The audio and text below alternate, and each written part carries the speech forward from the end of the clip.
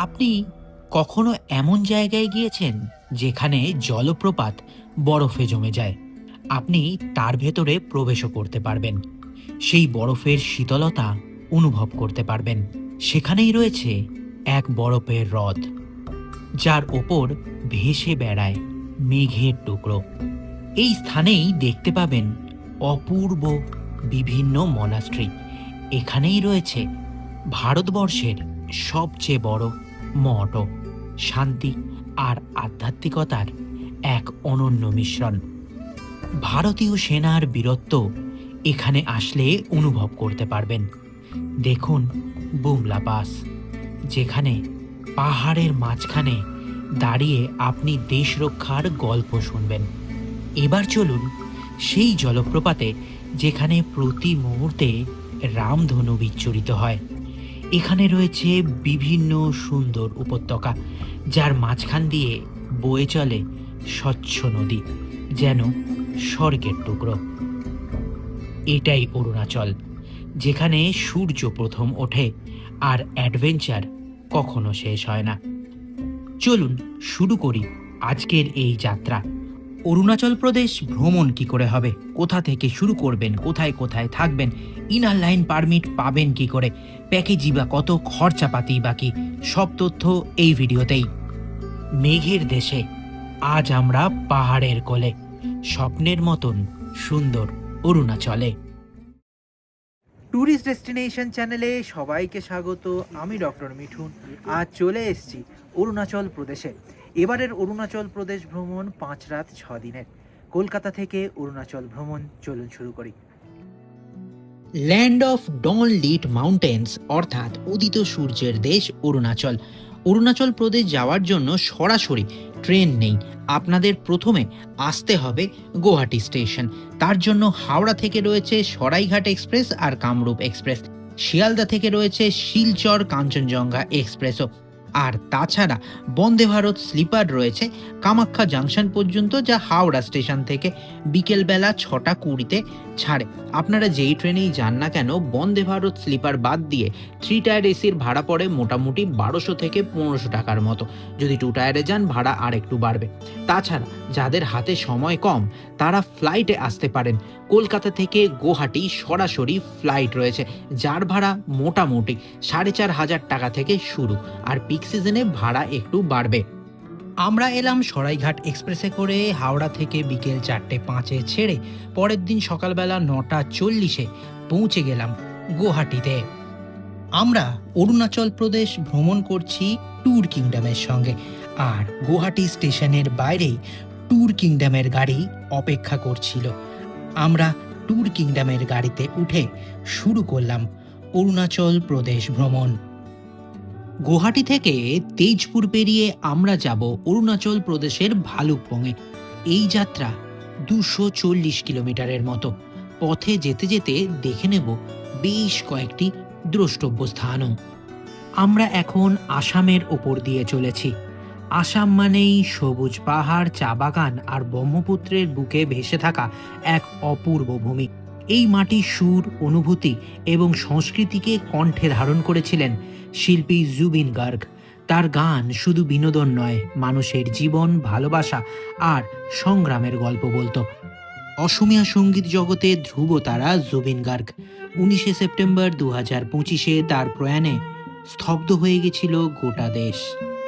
আজ সোনাপুরে গড়ে উঠেছে তার স্মৃতিধাম জুবিন ক্ষেত্র।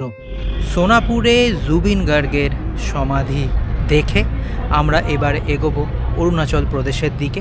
তবে আসামেও আরও 1-2টি স্পট দেখব। চলুন শুরু করি। জয় জুবিনদা। জুবিন ক্ষেত্র দেখে আমরা আবারও গাড়িতে উঠে পড়লাম। অরুণাচল ভ্রমণের জন্য আপনাদের ইনার লাইন পারমিট বা আইএলপি লাগবে। তার ব্যবস্থাও করে দেবে ট্যুর কিংডম। তার জন্য আপনাদের ভোটার আইডেন্টিটি কার্ডের ছবি এবং নিজের পাসপোর্ট সাইজের ছবি আগে থেকে পাঠিয়ে রাখতে হবে।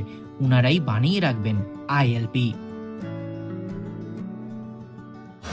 আসামের ওপর দিয়ে এগিয়ে চলছিলাম অরুণাচল প্রদেশের দিকে। চলে এসেছি অনুরাগ রেস্টুরেন্টে। এখানে কেন এসেছি? অথেন্টিক আসামিজ খাবো বলে।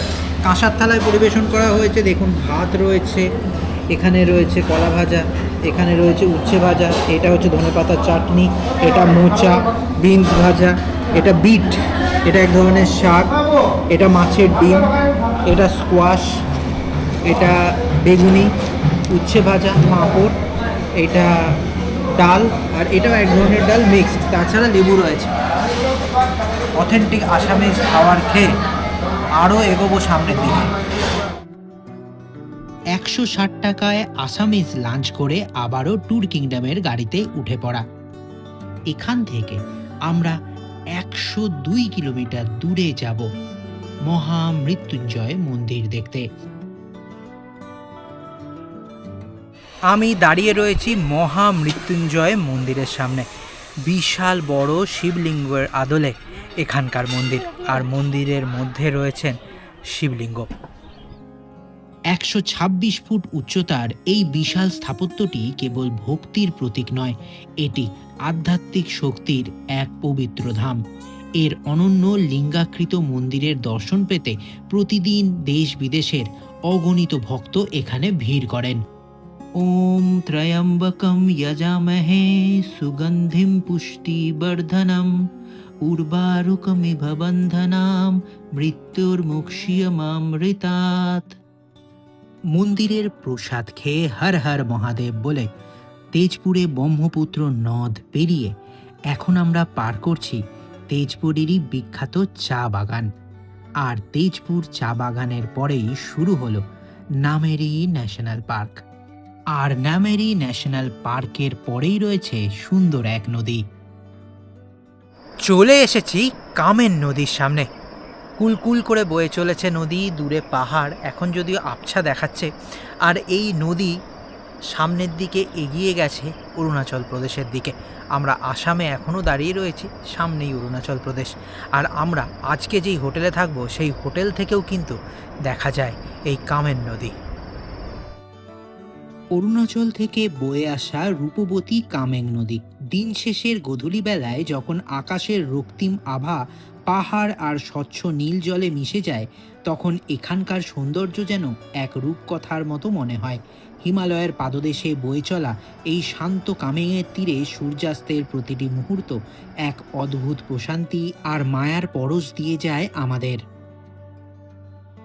কামেং নদী দেখে আবারও গাড়িতে উঠে পড়া। সামান্য কিছু দূরত্বেই আমরা পৌঁছে গেলাম আসাম অরুণাচল প্রদেশ বর্ডারে। এই দেখুন, আমরা প্রবেশ করছি অরুণাচল প্রদেশে। আর আমরা আরও এগিয়ে চললাম সামনের দিকে। সকালবেলা গৌহাটি স্টেশনে নেমে বেশ কয়েকটি দ্রষ্টব্য স্থান দেখে প্রায় 5.5 ঘন্টার মধ্যে আমরা পৌঁছে গেলাম ভালুকপং। অসমের জীবন্ত নদী জিয়া ভরালি অরুণাচল প্রদেশে নামান্তর ঘটে হয়েছে কামেং নদী। অসুররাজ বানের পৌত্র ভালুকের রাজধানী ছিল জিয়া ভরালি নদীর দক্ষিণ পারে রমণীয় প্রকৃতির ভালুকপংয়ে। আর ভালুকপংয়েই রয়েছে ট্যুর কিংডমের এক সুন্দর হোটেল, যার নাম হোটেল মন্ডল ঘ্যাং। হোটেলে চেক ইন করে নিলাম, রিসেপশনে ফর্মালিটিস পূরণ করে চলে এলাম আমাদের রুমে। রুম যথেষ্ট স্পেসিয়াস, বলতে গেলে লাক্সারিয়াসও বটে। সুন্দর পরিপাটি করে সাজানো রয়েছে ডাবল বেড, টিভি, সুন্দর অ্যাটাচড ওয়েস্টার্ন টয়লেট যেখানে পাবেন গরম জল, আর রয়েছে ব্যালকনি যেখানে ধরা দেয় সুন্দরী কামেং নদী। এখন একটু ফ্রেশ হয়ে নেব গরম জলে। সন্ধে নেমে এলো। 700 ফুট উচ্চতায় অবস্থিত ভালুকপং কামেং নদীর ধারে এই সুন্দর প্রপার্টিও কিন্তু লোভনীয়। ভালুকপংয়ে এসে হোটেল মন্ডল ঘ্যাংয়ে চলে এসেছি। ট্যুর কিংডমের ব্যবস্থাপনা অসাধারণ। হোটেলের লোকেশন আপনাদের দেখিয়েছি, সামনে থেকে বিস্তীর্ণ নদী দেখা যায়। আর এসে গরম গরম চা এখন পান করব এরকম নৈসর্গিক দৃশ্য দেখতে দেখতে। আজ পূর্ণিমার রূপালী আলোয় নদীর বুকে ছড়িয়ে পড়েছে। সবকিছু সুন্দর লাগছে। দেখতে দেখতে রাত নেমে এলো, তাই আমরা এখন চললাম নিচে ডাইনিংয়ে ডিনার করতে। আমরা পুরো সন্ধে কাটিয়ে চলে এলাম হোটেলের নিজস্ব রেস্টুরেন্টে। এখানে বিভিন্ন ধরনের অপশান রয়েছে, আপনারা আপনাদের ইচ্ছে মতন অর্ডার করতে পারবেন, তাও কিন্তু প্যাকেজের মধ্যে অন্তর্ভুক্ত। আমরা যেমন আজ অর্ডার করেছি চিকেন ফ্রাইড রাইস, দেখুন কত চিকেন রয়েছে, এখানে রয়েছে চিলি চিকেন, আর স্টার্টারের জন্য চিকেন স্যুপ। এই সব খেয়ে এবার ঘুমিয়ে পড়ব। আজ অনেকটা জার্নি হয়েছে, তাই আর কথা নয়, ভালুকপংয়ে প্রথম দিনের জার্নি শেষ হলো। নতুন দিনের শুভারম্ভ। আজ অরুণাচল প্রদেশ ভ্রমণের দ্বিতীয় দিন। সকাল সকাল ব্যালকানি থেকে সূর্যোদয় দেখে গরম জলে স্নান করে নিলাম, দিয়ে করে নেব কমপ্লিমেন্টারি ব্রেকফাস্ট, যা প্যাকেজের মধ্যে অন্তর্ভুক্ত। ব্রেকফাস্টে আপনারা পুরিও নিতে পারেন, আমরা নিয়েছি গরম গরম হাত রুটি, এখানে দেখুন মটরশুঁটি আলুর তরকারি আর লোকাল ডিম সেদ্ধ। এই সব খেয়ে এবার ভালুকপংকে বিদায় জানিয়ে ট্যুর কিংডমের সঙ্গে এগোবো দিরাংয়ের দিকে। আমরা এখন চলেছি মাত্র 4.5 কিলোমিটার দূরে এক সুন্দর অর্কিড বাগান দেখতে, যেই স্থানের নাম টিপি।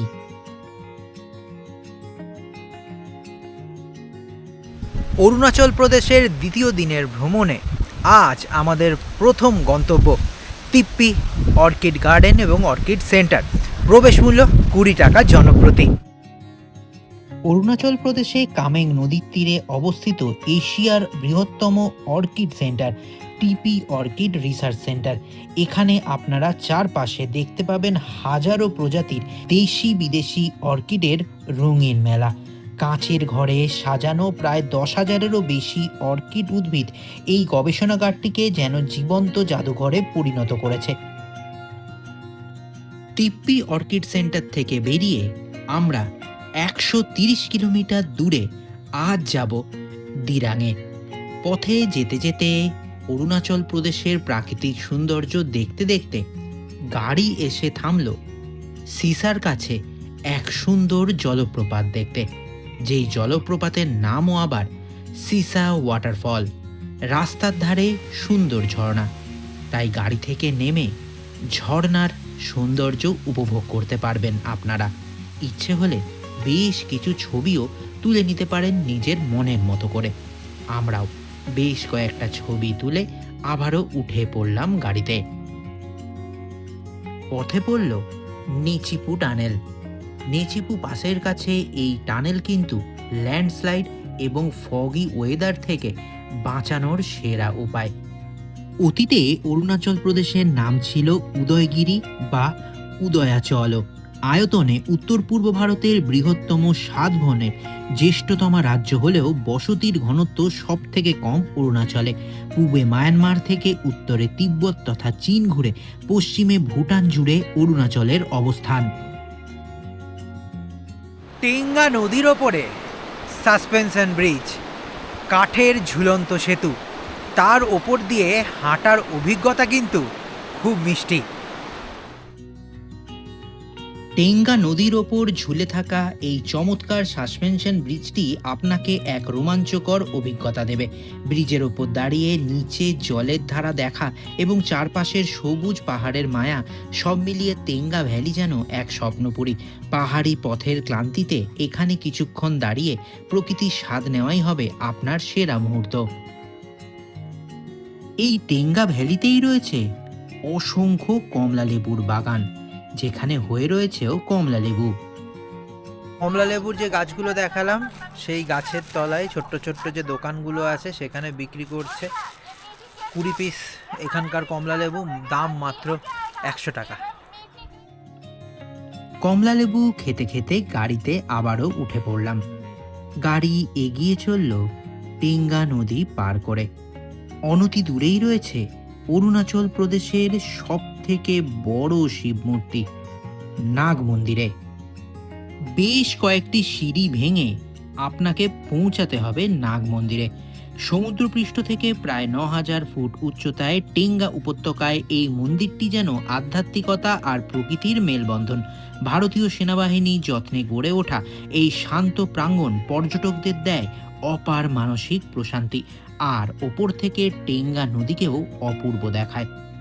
ভারতের ২৪তম রাজ্য, ১৯৮৭-র ২০শে ফেব্রুয়ারি গড়া অরুণাচল। সদর দপ্তর ইটানগরে। সারা রাজ্যটাই পাহাড়ি, ঘন সবুজে ছাওয়া, বনজ সম্পদে সমৃদ্ধ। আমরা দিরাং প্রায় পৌঁছে গেছি। আমরা রয়েছি ৫ মাইলে। ঘড়িতে বাজে দুপুর ১:৩০, তাই এখন করে নেব লাঞ্চ। ১৫০ টাকার ভেজ থালি খেয়ে গাড়িতে করে পৌঁছে গেলাম দিরাঙে। আর দিরাঙের সব থেকে উল্লেখযোগ্য দ্রষ্টব্য স্থান হল দিরাং মনাস্ট্রি। অরুণাচল প্রদেশের শান্ত উপত্যকা দিরাঙের পাহাড়ের চূড়ায় অবস্থিত থুকচোক চোলিং মনাস্ট্রি। ২০১৭ সালে দলাই লামা নিজে এই মনাস্ট্রি উদ্বোধন করেছিলেন। আধুনিক স্থাপত্য আর তিব্বতী ঐতিহ্যের এক অপূর্ব সংমিশ্রণ এই মনাস্ট্রি বর্তমানে পর্যটকদের কাছে আকর্ষণের কেন্দ্রবিন্দু। মনাস্ট্রিতে প্রবেশ করলেই আপনার চোখে পড়বে বিশাল এক সোনালী বুদ্ধ মূর্তি এবং তার শান্ত মুখচ্ছবি। মঠের দেওয়াল জুড়ে থাকা রঙিন মুরাল বা ফ্রেস্কো পেন্টিংগুলো বৌদ্ধ ধর্মের ইতিহাস এবং সংস্কৃতির কথা বলে। এখানকার কারুকাজ করা কাঠের দরজা আর জানলার গঠন দেখে আপনি মুগ্ধ হতে বাধ্য হবেন। এখানে আসলে আপনি শুনতে পাবেন বৌদ্ধ সন্ন্যাসীদের মন্ত্রোচ্চারণ এবং বড় বড় ড্রামের গম্ভীর শব্দ, যা মনের গভীরে এক অসীম প্রশান্তি এনে দেয়। দিরাং মোনাস্ট্রি থেকে বাইরে আসলে পাহাড় এবং দিরাং উপত্যকা আপনাকে মোহিত করবেই। আমরা দিরাং মোনাস্ট্রি দেখে আবারও উঠে পড়লাম গাড়িতে। দিরাং মোনাস্ট্রি থেকে ১০.৫ কিলোমিটার দূরে আমরা যাচ্ছি সাংতি ভ্যালি দেখতে। সময় লাগলো মাত্র আধ ঘন্টা, তবে এই পথ কিন্তু অপূর্ব সুন্দর।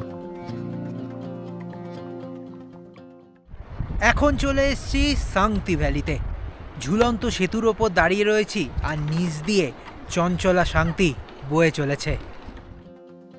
ছবির মতন গ্রাম সাংতি ভ্যালি। যদি আপনি ভিড়ভাট্টা এড়িয়ে প্রকৃতির একদম নিভৃত কোণে একটু সময় কাটাতে চান, তবে এই উপত্যকা আপনার জন্য সেরা গন্তব্য। চারদিকে আকাশ ছোঁয়া পাহাড় আর মাঝখান দিয়ে বয়ে চলা কাঁচের মতন স্বচ্ছ শান্তি নদী। এই দৃশ্য আপনার চোখ জুড়িয়ে দেবে। এই উপত্যকার বিশেষত্ব হলো এর শান্ত পরিবেশ। এখানে বড় আপেল বাগান আর কিউই ফলের চাষ হয়। শীতকালে এখানে সাইবেরিয়া থেকে উড়ে আসে বিরল প্রজাতির ব্ল্যাক নেকড ক্রেন বা কালো ঘাড়ের সারস পাখি, যা দেখার জন্য দেশ বিদেশের পর্যটকরা ভিড় জমান। পাহাড়ের ধাপে ধাপে চাষবাস এবং পাইন বনের সুবাস আপনাকে এক অন্য জগতে নিয়ে যাবে। সাংতি ভ্যালি দেখে মন শান্ত করে আবারও গাড়িতে উঠে পড়লাম। পাহাড়ি আঁকা বাঁকা পথ পেরিয়ে আমরা চলে এলাম দিরাং শহরে। এখানেই রয়েছে ট্যুর কিংডমের হোটেল রিগাল হোটেল। এই রিগাল হোটেল যথেষ্ট সুন্দর, ঝাঁ চকচকে ইন্টেরিয়ার। আমরা প্রবেশ করলাম হোটেলে। রিসেপশনে ফর্মালিটিস পূরণ করে চলে এলাম আমাদের রুমে। আমাদের রুম ছিল ভিউ রুম, এবং আমরা যেই সব রুমে ছিলাম সবকটি রুমই কিন্তু ছিল সুইট। দেখুন, আমি আমার রুমে প্রবেশ করছি। রুম যথেষ্ট বড়, রয়েছে ডাবল বেড, আলাদা করে বসার জায়গা, ওয়ার্ড্রপ, ইন্টেরিয়ার নজর কাড়া, এবং অবশ্যই সঙ্গে পাবেন অ্যাটাচড ওয়েস্টার্ন টয়লেট, যেখানে থাকবে ২৪ ঘন্টা গরম জলের সুব্যবস্থা। আর এই হোটেল কেন সুন্দর? কারণ জানলা দিয়ে আপনি দেখতে পাবেন পুরো দিরাং উপত্যকাকে। হোটেলে বসে দূরের উপত্যকা দেখতে দেখতে বিকেল গড়িয়ে সন্ধে হয়ে গেল। পুরো দিরাংকে দেখে মনে হচ্ছে যেন গ্যালাক্সি। আর ট্যুর কিংডমের হোটেল হোটেল রিগাল কি সুন্দর রঙিন আলোয় সেজে উঠেছে, আর তার সঙ্গে হচ্ছে সুন্দর ক্যাম্পফায়ারও। সন্ধে গড়িয়ে হয়ে গেল রাত। চলে এলাম ওনাদের ডাইনিংয়ে। এই সময় হয়ে গেছে ডিনারে। ডিনারে অনেক ধরনের অপশান আপনারা পাবেন। ডিসকাস করে নিতে হবে আপনারা কী কী খেতে চান। বিভিন্ন ধরনের থালি অপশান পেয়ে যাবেন। আমরা নিয়েছি, দেখুন, যেহেতু দুপুরবেলায় থালি খেয়েছি, আমরা নিয়েছি একদম চিকেন ফ্রাইড রাইস, আর এখানে হচ্ছে চিকেন কষা। এটা কিন্তু প্যাকেজের মধ্যে অন্তর্ভুক্ত। এই ডিনার খেয়ে এবার ঘুমিয়ে পড়ব দিরাঙে।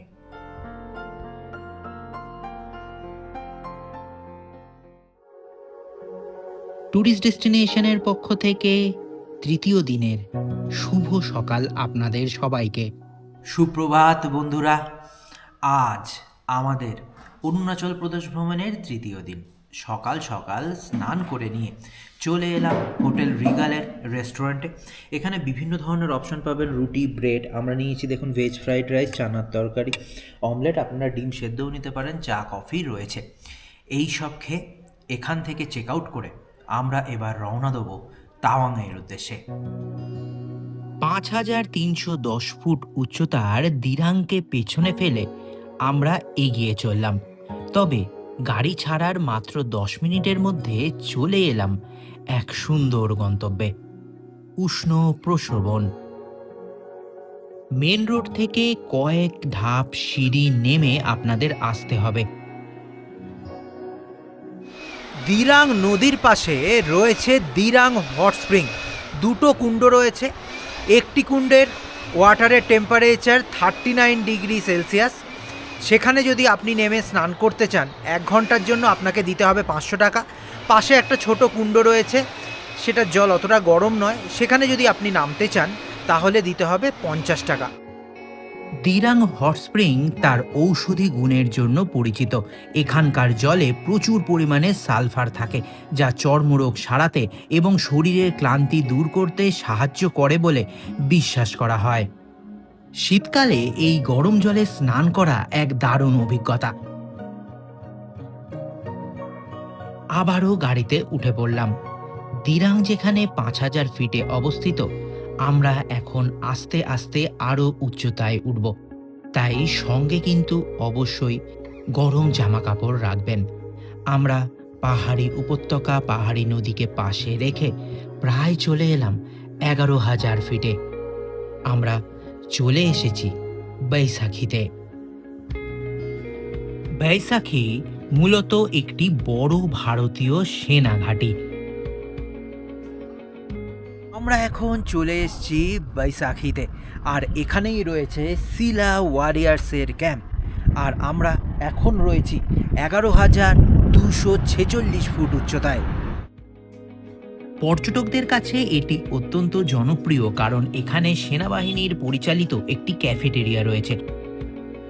এখান থেকেই পাহাড়ি চড়াই আরও খাড়া হতে শুরু করে এবং এখান থেকেই বরফের দেখা পাওয়া যায়।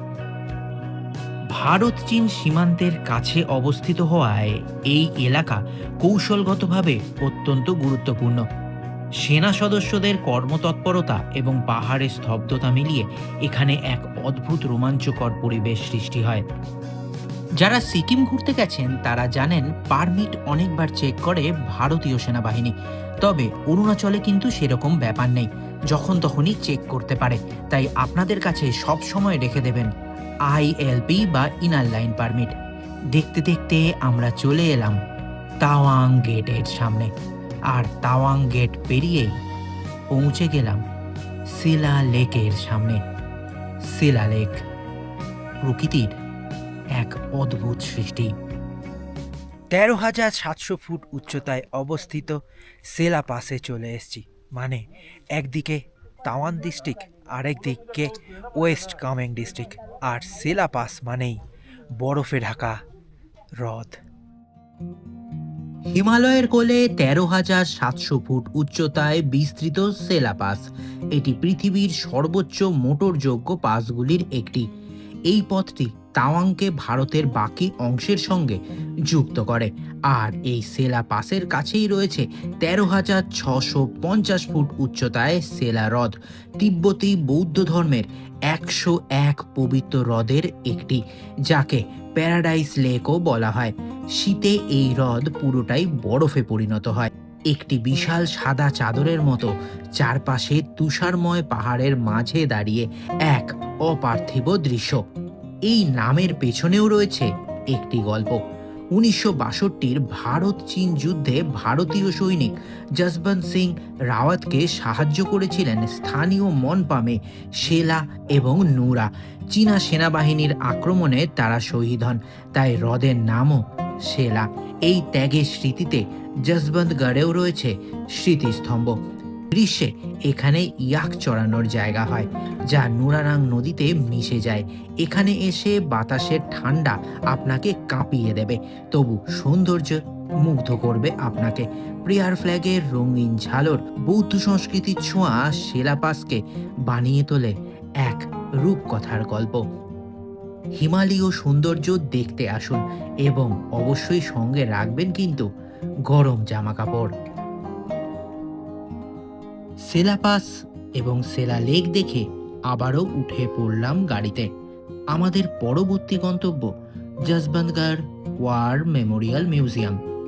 ওয়ার মেমোরিয়াল মিউজিয়ামের পাশেই থমকে দাঁড়ালাম, কারণ এখানে ঝর্ণা জমে গেছে। ফ্রোজেন ওয়াটারফল দেখব।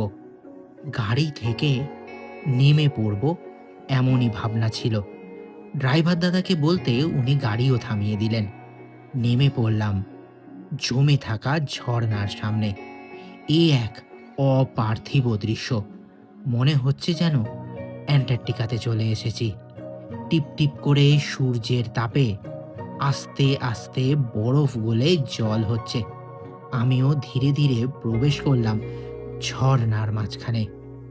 ঠান্ডা কনকনে এই ভেতরকার পরিবেশ, নিশ্চুপ নিস্তব্ধ, শুধুমাত্র জলের টিপ টিপ করা শব্দ আর চারিদিকে সাদা মরুভূমি। ঠিক যেন মনে হচ্ছে কোনো ইগলুর ভেতরে প্রবেশ করেছি। ঝর্ণা জমে গেছে আর ঝর্ণার তলায় আমি। কি অপরূপ অভিজ্ঞতা! বরফের মধ্যে অনেকক্ষণ সময় কাটিয়ে বেরিয়ে এলাম ঝর্ণা থেকে। বরফ নিয়ে কিছুক্ষণ খেলা, কিছুটা মজা, এই সব করে বেশ কিছুক্ষণ সময় অতিবাহিত করে আবারও গাড়িতে উঠে পড়া। এই ঝর্ণার অনতি দূরেই রয়েছে যশবন্তগড় ওয়ার মেমোরিয়াল মিউজিয়াম। আমরাও পৌঁছে গেলাম এই মিউজিয়ামের গেটে। এখানে আসলে আপনি জানতে পারবেন 1962 সালে ভারতীয় সৈনিকদের বীরত্বের কথা। হিমালয়ের কঠোর শিলায় খোদিত অমর কথা। যশবন্তগড় নুরানাংয়ে 10,000 ফুট উচ্চ নীলিমায় দাঁড়ানো 1962 রক্তময় যুদ্ধের নির্বাচিত সাক্ষী।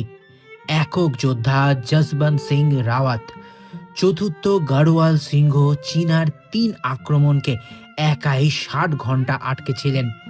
সঙ্গে ছিলেন সেলা ও নুরার অলৌকিক শক্তি। এখানেই রয়েছে আজও উনার ব্যবহৃত বাংকারগুলো, তুষারে ঢাকা কনক্রিটের দুর্গ, যেখানে যশবন্ত একাই লড়াই করেছিলেন। রাইফেলের গর্জন ছাড়া কোনো সঙ্গী ছিল না। এখনো সেই বাংকার চুপচাপ পাহারা দেয়, যেন যুদ্ধের নীরব সৈনিক। এখানে রয়েছে উনার প্রতিমা, রয়েছে উনার ইউনিফর্মও, তুষার আঁচড়ানো বুট রয়েছে। এখনো ভারতীয় সেনারা উনাকে খাবার দেন, চা পরিবেশন করেন। সেলাপাসের পথে এই চিরন্তন প্রহরী, ভারত মাতার রক্ষকের গৌরব খোদাই করে রাখা রয়েছে। যশবন্তগড় মিউজিয়াম দেখে আবারও উঠে পড়া। আমাদের পরবর্তী গন্তব্য নুরানাং জলপ্রপাত, প্রায় 24 কিলোমিটার দূরে। আমরা প্রায় চলে এসেছি নুরানাং ওয়াটারফলের কাছে। তবে ঘড়িতে বাজে দুপুর 2:30, তাই প্রচণ্ড খিদে পেয়ে গেছে। প্রথমে চলুন লাঞ্চ করে নিই, তারপর সেখান থেকে যাব নুরানাং ওয়াটারফলসে। 120 টাকার ভেজ চাউমিন আর 100 টাকার ভেজ মোমো সহযোগে লাঞ্চ করে গাড়িতে উঠে পড়লাম। গাড়িতে ওঠার পর পাহাড়ি এবড়ো খেবড়ো পাথুরের রাস্তা দিয়ে 10 মিনিটের মধ্যে পৌঁছে গেলাম গন্তব্যে। কোয়েলা সিনেমার সেই গানটা মনে আছে, তনহাই তনহাই, যেখানে শাহরুখ খান আর মাধুরী দীক্ষিত ছিল। গানটা শুরু হয়েছিল একটা ঝর্ণায় দাঁড়িয়ে। সেই ঝর্ণাটাই হচ্ছে নুরানাং জলপ্রপাত। নুরানাং জলপ্রপাত জাং ফলস বা বং বং ফলস নামেও পরিচিত। তাওয়াং শহর থেকে প্রায় 40 কিলোমিটার দূরে এবং জাং শহরের একেবারে কাছেই অবস্থিত এই জলপ্রপাতটি ভারতের অন্যতম সুন্দর জলপ্রপাত। প্রায় 100 মিটার ওপর থেকে যখন সাদা ধবধবে জলের ধারা পাথুরে পাহাড় চিরে নিচে আছড়ে পড়ে, তখন তৈরি হয় এক মায়াবী কুয়াশাচ্ছন্ন পরিবেশ। আর প্রায়শই জলের ওপর দেখা যায় রামধনুর রঙও। তবে এই জলপ্রপাতের নামের সঙ্গে জড়িয়ে রয়েছে এক অসামান্য বীরত্বের কাহিনী। 1962 সালের ভারত চীন যুদ্ধের সময় নুরা নামক এক স্থানীয় মনপা জনজাতির কিশোরী ভারতীয় সেনা জওয়ান রাইফেলম্যান যশবন্ত সিং রাওয়াতকে সাহায্য করেছিলেন। যশবন্ত সিং একাই 3 দিন ধরে চীনা সেনাদের রুখে দিয়েছিলেন, আর সেই সাহসিকতার যুদ্ধে নুরা তাকে অস্ত্র এবং খাওয়ার সরবরাহ করে সহায়তা করেন। তার সম্মানার্থেই এই জলপ্রপাতের নাম রাখা হয়েছে নুরানাং।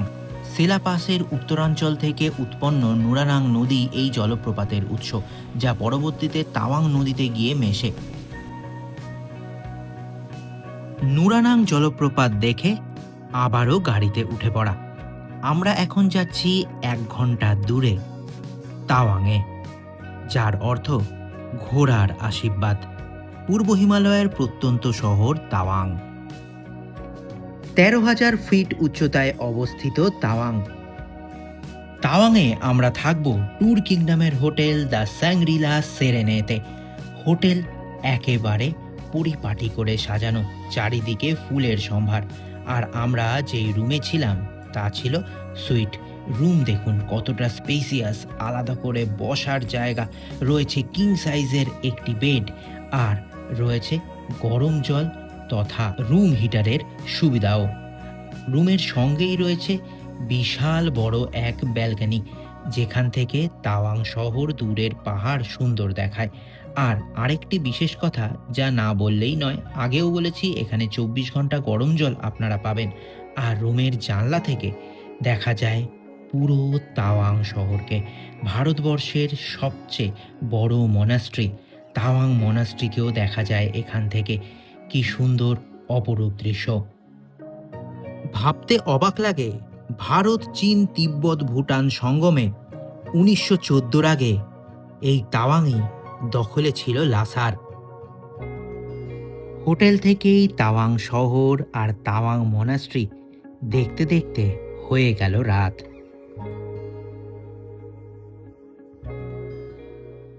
তাওয়াংয়ের সাংরিলা সেরেনেতে চলে এসেছি। এসে পুরো রুম দেখিয়ে কিছুক্ষণ বিশ্রাম নিতে না নিতে ঘড়িতে বাজে রাত 8টা। দেখুন ওনারা কি সুন্দর আমাদের রুমের মধ্যেই ডিনার পরিবেশন করেছেন। কি কি দিয়েছিল তা একবার দেখুন। গরম গরম ভাত, এখানে যত ধরনের এই সময় ভেজিটেবলস পাওয়া যায় সিজনাল সেইগুলো। এখানে দেখুন ডাল একেবারে বাড়ির তৈরি, একেবারে সুন্দর চিকেন কষা, তাও কিন্তু বোনলেস। আর এখানে দেখুন কি সুন্দর স্যালাড পরিবেশন করেছেন। এই সব খেয়ে এবার ঘুমিয়ে পড়ব। সকাল সকাল 7:30টার সময় চলে আসবে হোটেলের সামনে গাড়ি। সেখান থেকে আমরা যাব মাধুরী লেক আর বুমলা পাস দেখতে।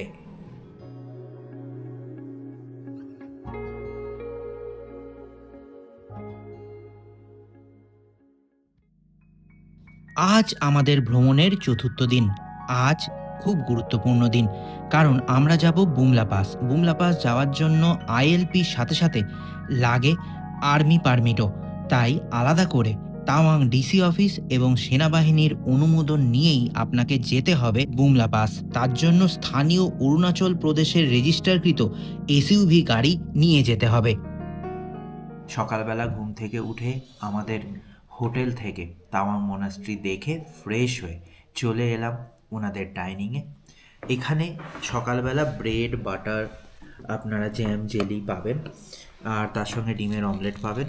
সেই সব খেয়ে আমরা এখন রওনা দেবো বুমলা পাসের উদ্দেশ্যে। অনেকগুলো স্পট রয়েছে এবং গাড়িও চলে এসছে প্রায়, তাই তাড়াতাড়ি এই সব খেয়ে একটু চা খেয়ে বেরিয়ে পড়ব।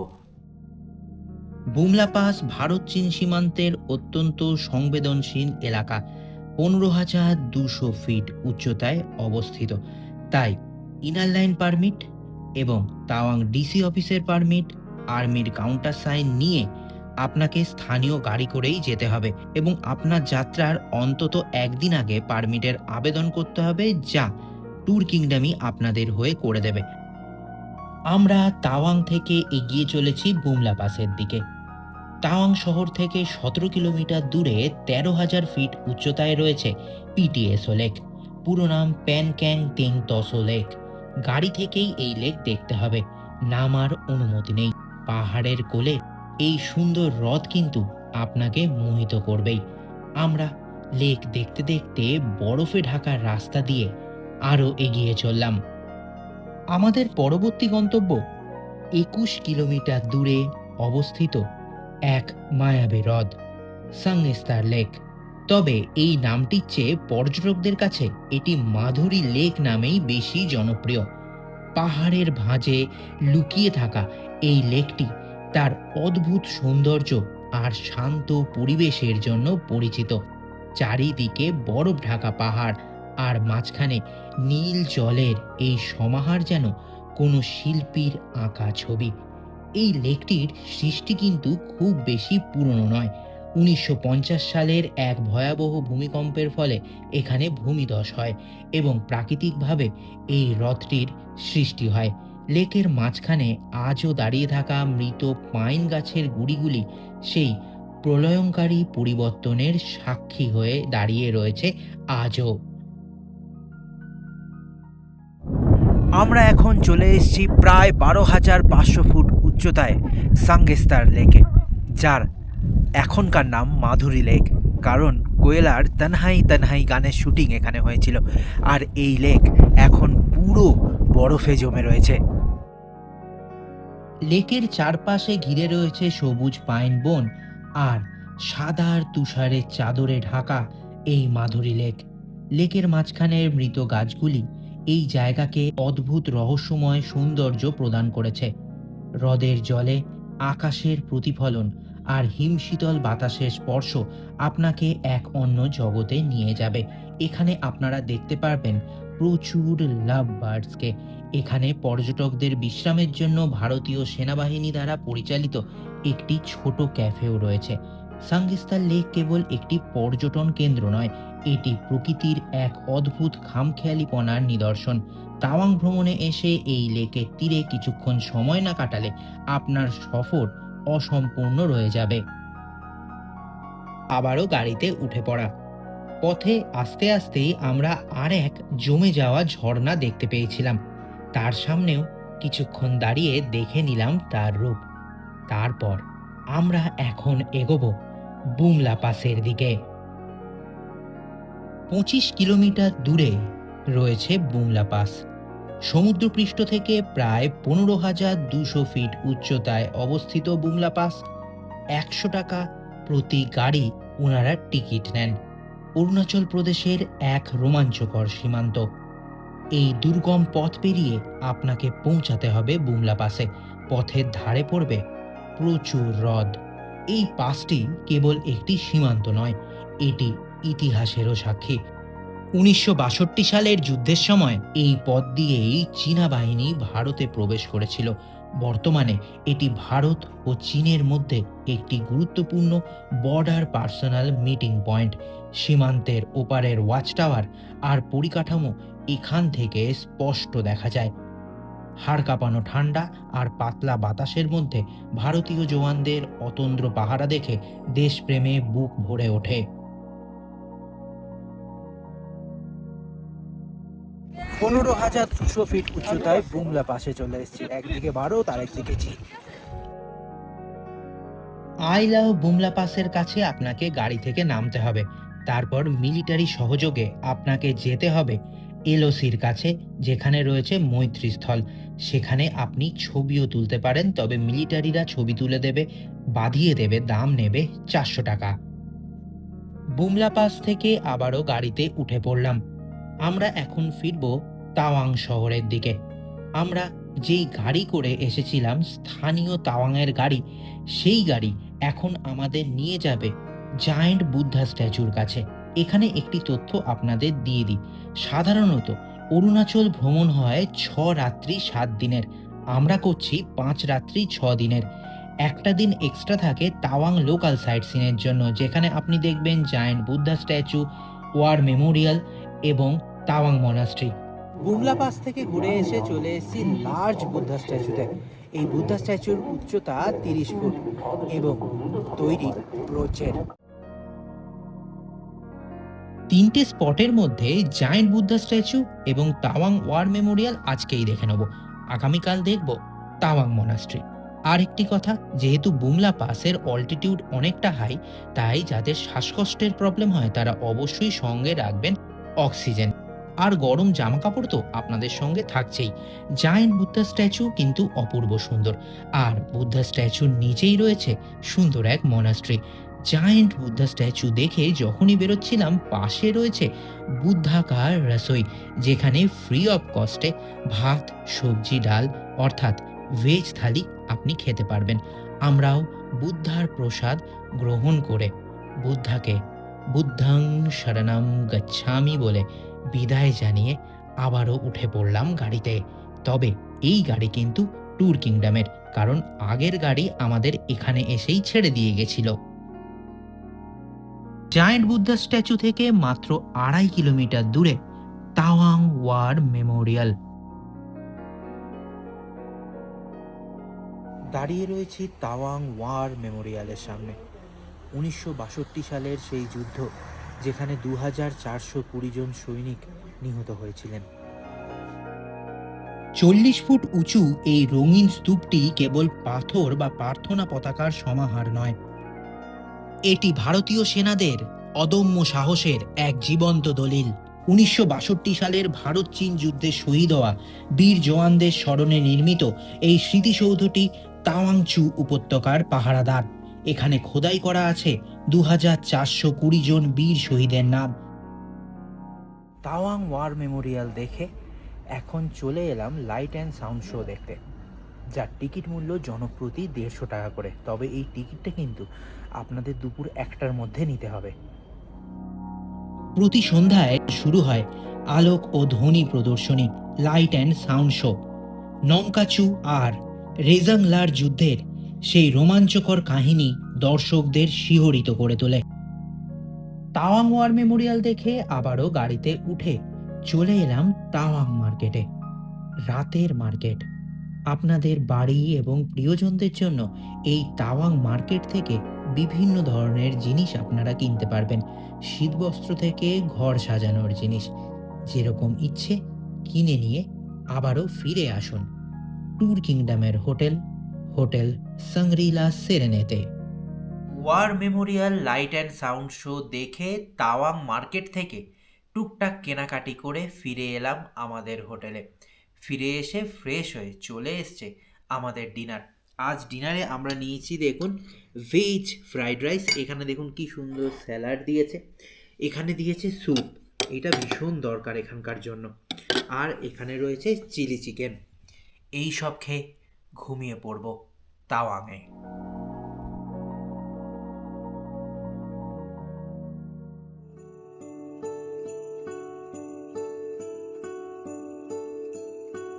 অরুণাচল প্রদেশ ভ্রমণের পঞ্চম দিনে আপনাদের স্বাগত। সকাল সকাল মেঘে ঢাকা তাওয়াং মনাস্ট্রি আর তাওয়াং শহর দেখে এখন ফ্রেশ হয়ে নিয়েছি, চলে এসছে ব্রেকফাস্টে আজ নিয়েছি দেখুন একেবারে গরম গরম হাত রুটি আর মিক্সড ভেজিটেবলসের ভাজা।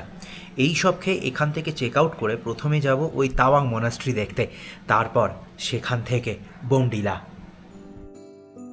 হোটেলে চেক আউট করার সময় আমাদের অভ্যর্থনা জানালো ট্যুর কিংডম। আমাদের ভীষণ ভালো লাগলো ওনাদের আতিথেয়তা এবং ব্যবস্থাপনা। আমরা এখন চলে এসেছি সমুদ্রপৃষ্ঠ থেকে 10,000 ফুট উঁচুতে, যেখানে মেঘেরা পাহাড়ের গায়ে বিশ্রাম নেয়। সেখানে দাঁড়িয়ে আছে ভারতের বৃহত্তম এবং বিশ্বের দ্বিতীয় বৃহত্তম বৌদ্ধ বিহার তাওয়াং মনাস্ট্রি। অরুণাচল প্রদেশের পশ্চিম কামেং জেলার এই পবিত্র স্থানটি কেবল একটি ধর্মীয় স্থাপনা নয়, এটি হিমালয়ের বুক চিরে জেগে ওঠা এক জীবন্ত ইতিহাস। তিব্বতী ভাষায় একে বলা হয় গার্লেন নামিয়ান লোয়াৎসে। দূর থেকে দেখলে মনে হয় এটি বিশাল দুর্গ, যেন উপত্যকাকে পাহারা দিচ্ছে। এই মঠের প্রতিষ্ঠার পেছনে এক অদ্ভুত লোককথা রয়েছে। ১৬৮১ সালে মেরা লামা লোডরে গ্যাৎসো এই মঠটি নির্মাণ করেন। তিনি যখন মঠের জন্য উপযুক্ত জায়গা খুঁজছিলেন, তখন তার ঘোড়া একটি পাহাড়ের মাথায় গিয়ে দাঁড়িয়ে পড়েন।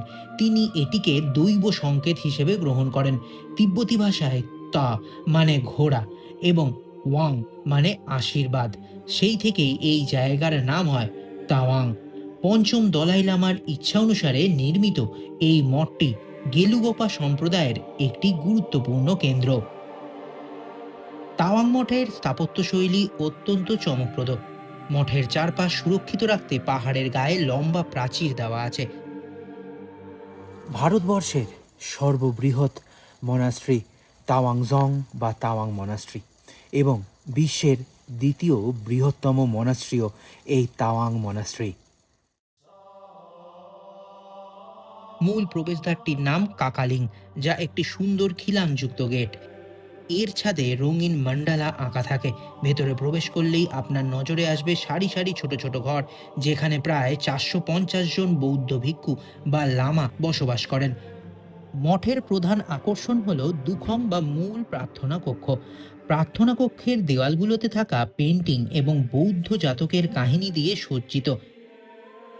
প্রদীপের আলোয় আলোকিত এই কক্ষটিতে যখন ভিক্ষুদের সমবেত মন্ত্রোচ্চারণ বা চ্যান্টিং শুরু হয়, তখন পুরো পরিবেশ এক আধ্যাত্মিক গাম্ভীর্যে ভরে ওঠে। এখানেই মঠের অমূল্য সম্পদ হিসেবে সংরক্ষিত আছে প্রাচীন বৌদ্ধ পাণ্ডুলিপি এবং শাস্ত্র। তাওয়াং মঠের সবচেয়ে বড় উৎসব হল তোরোকা। প্রতি বছর জানুয়ারি বা ফেব্রুয়ারি মাসে এই উৎসব পালিত হয়। উৎসবের মূল আকর্ষণ হল চাম ড্যান্স, যেখানে বৌদ্ধ ভিক্ষুরা রঙিন পোশাক এবং বিভিন্ন প্রাণীর মুখোশ পরে ঐতিহ্যবাহী নৃত্য পরিবেশন করেন। মঠের ভেতরে প্রবেশ করলেই আপনি অবাক হয়ে তাকিয়ে থাকবেন সামনে থাকা বিশাল সোনালী বুদ্ধ মূর্তির দিকে। প্রায় ২৬ ফুট উঁচু এই বুদ্ধ মূর্তিটি পদ্মাসনে উপবিষ্ট এবং এটি অত্যন্ত কারুকাজমণ্ডিত।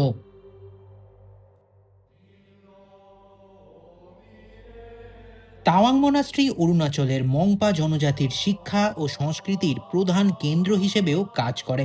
তাওয়াং মঠ কেবল ইট কাঠের কোনো স্থাপত্য নয়, এটি তিব্বতী বৌদ্ধ ধর্মের কয়েকশো বছরের ঐতিহ্যকে আজও সগৌরবে বহন করে চলেছে। তাওয়াং মনাস্ট্রি দেখে উল্টো দিকেই রয়েছে ওনাদের মিউজিয়াম। এই মিউজিয়ামের ভেতর ফটোগ্রাফি বা ভিডিওগ্রাফি অ্যালাউ নয় এবং প্রবেশ মূল্য ২০ টাকা জনপ্রতি। তাওয়াং মঠের ভেতরে অবস্থিত এই মিউজিয়ামটি তিব্বতী বৌদ্ধ সংস্কৃতির এক অমূল্য রত্নভাণ্ডার। এখানে সংরক্ষিত আছে কয়েকশো বছরের পুরনো বৌদ্ধ পাণ্ডুলিপি, থাংকা পেন্টিং এবং প্রাচীন ধর্মীয় মুদ্রা। তাছাড়া বৌদ্ধ ভিক্ষুকদের ব্যবহৃত ঐতিহ্যবাহী পোশাক, বাদ্যযন্ত্র এবং দুষ্প্রাপ্য বুদ্ধ মূর্তিগুলি আপনাকে মুগ্ধ করবে। তাওয়াং মনাস্ট্রি এবং তার ইতিহাস সত্যিই মোহিত করবে আপনাদের। তাওয়াং মনাস্ট্রি দেখে আবারও বেরিয়ে পড়লাম। উঠে পড়লাম ট্যুর কিংডমের গাড়িতে। তাওয়াং মনাস্ট্রি থেকে ৭১ কিলোমিটার দূরে এখন আমরা চলেছি আধুনিক স্থাপত্যের এক উদাহরণ দেখতে। পথে যেতে যেতে পথের ধারে পড়ে থাকা বরফ, দূরের সবুজ পাহাড় এবং আকাশের মেঘ আমাদের জানান দিচ্ছিল যে আমরা অরুণাচল প্রদেশ সত্যি খুব ভালো ভ্রমণ করছি ট্যুর কিংডমের সঙ্গে। ২.৫ ঘন্টার মধ্যে আমরা প্রকৃতি দেখতে দেখতে চলে এলাম সেলা টানেলের কাছে। ১৩,০০০ ফিট উচ্চতায় এখন আমরা দাঁড়িয়ে রয়েছি। আমার পেছনে সেলা টানেল। চলুন প্রবেশ করি। ভীষণ ঠান্ডা আর ভীষণই রোমাঞ্চ অনুভব করছি এই টানেলে প্রবেশ করার জন্য। বিশ্বের দীর্ঘতম ডাবল লেন টানেল হলো সেলা টানেল।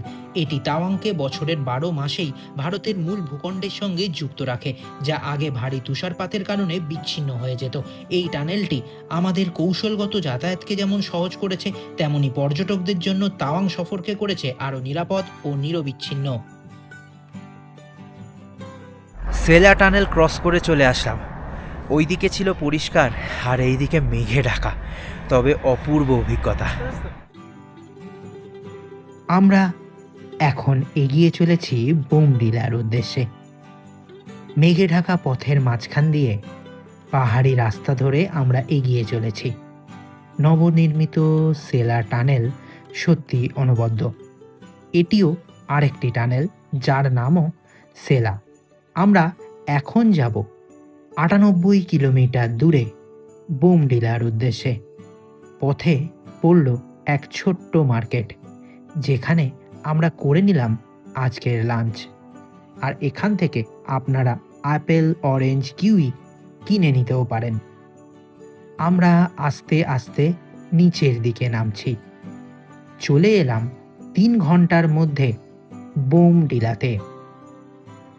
7273 ফিট উচ্চতায় অবস্থিত বোমডিলা হিমালয়ের মেঘে ঢাকা পাহাড়ের মাঝখানে অবস্থিত এই বোমডিলা শহর। আর বোমডিলার প্রধান আকর্ষণ বোমডিলা মঠ বা গেনসে গার্ডেন রাবগেলিং। 1965 সালে প্রতিষ্ঠিত এই মঠটি তিব্বতী বৌদ্ধ ধর্মের এক গুরুত্বপূর্ণ কেন্দ্র।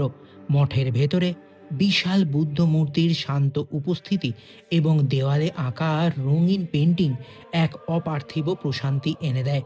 মঠের প্রাঙ্গণ থেকে আপনি অনুভব করতে পারবেন এই শহরের আধ্যাত্মিকতা। আপনি যদি নির্জনতা, আধ্যাত্মিকতা আর পাহাড়ের হিমেল হাওয়া উপভোগ করতে চান, তবে বোমডিলা আপনার তালিকায় অবশ্যই থাকবে।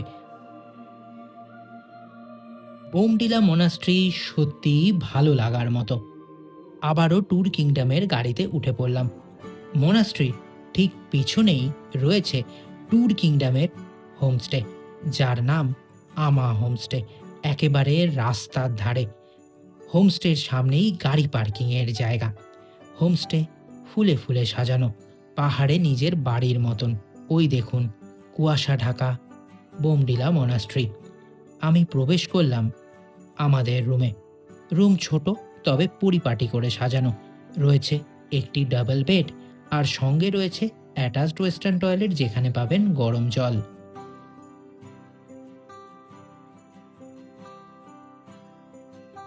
বোমডিলার আমা হোমস্টেতে হয়ে গেল রাত। আর রাত্রেবেলায় ওনাদের পরিপাটি করে খেতে দেওয়া সত্যিই মন ছুঁয়ে গেল। এতগুলো ক্যাসারোলে পরিবেশন করেছেন, আমরা নিয়ে নেবো পরে। এখানে রয়েছে গরম গরম ভাত, রয়েছে দেখুন বেগুনি, রয়েছে আলু ভাজা, মাছের কারি, রয়েছে সিজনাল ভেজিটেবলস, রয়েছে চিকেন কষা, স্যালাড আর ডাল। এই সব খেয়ে এবার ঘুমিয়ে পড়ব বোমডিলায়।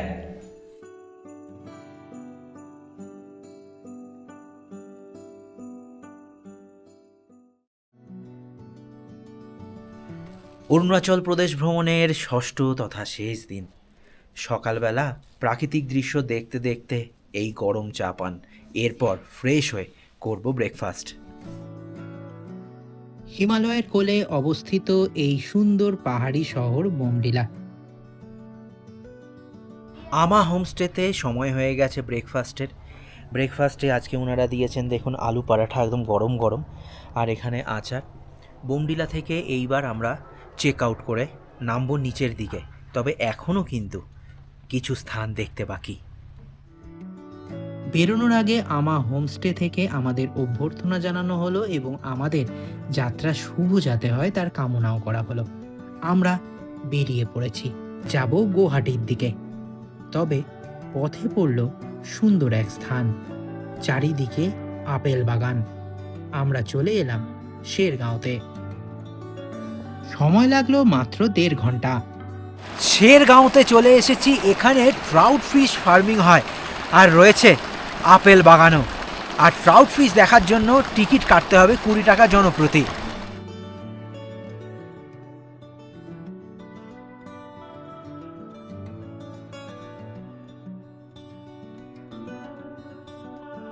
শুধুমাত্র ট্রাউট ফিশ ফার্মিং নয়, শেরগাঁও বিখ্যাত তার আপেলের জন্য। প্রচুর আপেল বাগান রয়েছে এখানে। শেরগাঁওয়ের আপেল গার্ডেনে চলে এসেছি। এখন যেহেতু শীতকাল, ঝরা পাতার মরশুম, তাই গাছে পাতাও নেই, আপেলও নেই। তবে আগস্ট সেপ্টেম্বরের দিকে কিন্তু এখানে আপেলও দেখতে পাবেন আপনারা। তো আমাদের অরুণাচল প্রদেশ ভ্রমণের ট্রিপ একেবারে অন্তিম লগ্নে। এখান থেকে আমরা সরাসরি যাব গুয়াহাটি, আর সেখান থেকে কলকাতা। কোথায় কোথায় থাকলাম, কী কী খেলাম, কী কী দেখলাম, সব আপনাদের জানিয়েছি। এবং আমাদের এই পুরো ট্রিপ ব্যবস্থাপনায় ছিল ট্যুর কিংডম। গুয়াহাটি থেকে গুয়াহাটি গাড়ি, থাকা, খাওয়া, ঘোরা, খাওয়ার মধ্যে ডিনার এবং ব্রেকফাস্টও ওনারাই দিয়েছিলেন। এবার যেহেতু সারাদিন ঘুরে বেরিয়েছি, লাঞ্চটা কিন্তু প্যাকেজের মধ্যে ছিল না, ওটা আপনারা আপনাদের ইচ্ছে মতন করবেন, যেরকম আমরা করেছি। এবার খরচাপাতির কথা একটু বলি। এই ধরনের ট্রিপগুলোয় কী হয়, যদি আপনারা বড় গাড়ি নেন তাহলে খরচাটা একটু কম হয়, আর যদি ছোট গাড়ি নেন তাহলে খরচাটা একটু বেশি হবে। আর আমরা এই ট্রিপটা করেছিলাম 5 নাইট 6 ডেজ। আপনারা ইচ্ছে করলে এই ট্রিপটাই করতে পারেন 6 নাইট 7 ডেজ। তাওয়াংয়ে আরেকদিন এক্সট্রা থেকে ওই দিন Tawang monastery, large Buddha statue এবং ওয়ার মেমোরিয়াল দেখতে পারেন। আমরা কিন্তু ওই দুদিনের মধ্যেই 3 দিনের ঘোরাটা ঘুরে নিয়েছি। এবার চলুন খরচাপাতিটা বলে দিই, মানে ট্যুর কিংডমের প্যাকেজ কী কী রয়েছে। যদি আমরা যে ট্রিপটা করলাম 5 নাইট 6 ডেজের ট্রিপ, সেখানে যদি আপনারা দুজন আসেন তাহলে একটা ছোট গাড়িতে হয়ে যাবে। সেখানে খরচা পড়বে জনপ্রতি 26,100 টাকা করে। আর যদি এই ট্রিপটাই আপনারা 4 জন করেন তাহলে একটু বড় গাড়ি পড়বে। সেই গাড়িতে পার হেড খরচা পড়বে মাত্র 19,325 টাকা করে। যদি 6 জন আসেন তাহলে আরেকটু বড় গাড়ি, সুমোর মতন গাড়ি নিতে হবে, সেক্ষেত্রে খরচা আরও কম, 15,850 টাকা করে। এইবার এটা গেল আমাদের ট্রিপের খরচা। যদি আরেকটু আরাম করে ঘুরতে চান, মানে 6 নাইট 7 ডেজের যদি হয় প্ল্যান, তাহলে সেক্ষেত্রে দুজন যদি ঘোরেন ছোটো গাড়িতে খরচা পড়বে 30,150 টাকা জনপ্রতি। যদি 4 জন ঘোরেন একটা গাড়িতে, একটু বড় গাড়িতে, তাহলে 22,500। আর যদি সুমো করে 6 জন ঘোরেন তাহলে 18,333 টাকা করে পড়বে। আর এই যে পুরো ট্রিপ যা ট্যুর কিংডম অর্গানাইজ করে দিয়েছিল, তা বুকিং হবে কি করে? দেখুন স্ক্রিনে এখন নাম্বার দেখতে পাচ্ছেন ট্যুর কিংডমের, রয়েছে হোয়াটসঅ্যাপ নাম্বার, ফোন নাম্বার সবই আলাদা। যে কোনো কিছু জানতে অবশ্যই হোয়াটসঅ্যাপ বা ফোন করুন, ওনারা সব দায়িত্ব নিয়ে আপনাদের অরুণাচল প্রদেশ ভ্রমণের সব কিছু ব্যবস্থা করে দেবে। তাহলে আর অপেক্ষা কিসের? আমাদের মতো করে নিজেদের প্রিয়জনের সাথে চলে আসুন না অরুণাচল প্রদেশ। শেরগাঁও দেখে আবারও গাড়িতে উঠে পড়া। এখান থেকে 216 কিলোমিটার দূরে গুয়াহাটি, আর সেখান থেকে যাব ট্রেনে করে কলকাতা। ট্যুরিস্ট ডেস্টিনেশনের সঙ্গে এবারের অরুণাচল প্রদেশ ভ্রমণ কেমন লাগলো অবশ্যই কমেন্ট করে জানাবেন। কোন কোন স্থান ভালো লাগলো তাও কমেন্ট করে জানাতে ভুলবেন না, কারণ আপনাদের কমেন্ট আমাদের কাছে মহামূল্যবান। অরুণাচল ভ্রমণ সংক্রান্ত যদি আরও কোনো তথ্য জানতে চান অবশ্যই আমাদের জানান, আমরা যথাসাধ্য চেষ্টা করব। ভালো থাকবেন, দেখতে থাকুন ট্যুরিস্ট ডেস্টিনেশন। দেখা হচ্ছে অন্য কোনো স্থানে।